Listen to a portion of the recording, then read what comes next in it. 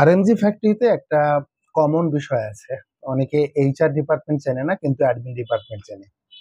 আসলে admin department নামেই আগে এইচআর ডিপার্টমেন্ট ছিল, এবং পরবর্তীতে এইচআর ফাংশন গুলো আলাদা হওয়ার কারণেও এখনো ফ্যাক্টরিগুলোতে শতকরা 99% ফ্যাক্টরিতে এইচআর ডিপার্টমেন্টকে অ্যাডমিন ডিপার্টমেন্ট বলে ওয়ার্কাররা চেনে। আসলে অ্যাডমিন ডিপার্টমেন্ট কি শুধুমাত্র চা বিস্কিট, গাড়ি ঘোড়া, আর এইচআর ডিপার্টমেন্ট শুধু কি হাজিরা এবং নিয়োগ দেখে?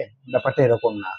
হ্যাঁ, কোর জবের জায়গা এটা ঠিক। এমপ্লয়ি সাপোর্ট গুলোকে এনশিওর করার জন্য যে ডিপার্টমেন্ট রোল আউট করে, এমপ্লয়ি ঢোকা থেকে শুরু করে তার নিরাপত্তার জায়গাগুলো এনশিওর করা, তার প্রতিনিয়ত যে ফ্যাসিলিটিস গুলো কোম্পানি থেকে প্রোভাইড করার কথা, food, transport, others facilities, canteen, তারপরে মেডিকেল, ট্রান্সপোর্টেশন, এগুলো সব অ্যাডমিন দেখে। অ্যাজ ওয়েল অ্যাজ এগুলো কিভাবে চলবে সেগুলো পলিসি মেকিং এর জায়গাটাতে এইচআরও কিন্তু যথেষ্ট রোল প্লে করে। সো এইচআর রোল বা পলিসি তৈরি করে ঠিকই, কিন্তু এটা বাস্তবায়ন করার যখন রোলটা আসে তখন বেশিরভাগ ক্ষেত্রেই সেটা বাস্তবায়নের দায়িত্বটা এইচআর ডিপার্টমেন্টের পাশাপাশি অ্যাডমিন ডিপার্টমেন্টও করে। তো যে নামেই ডাকি না কেন, এইচআর এবং অ্যাডমিন একে অপরের প্রতিপক্ষ নয়, এরা সহযোগী কাজ করে।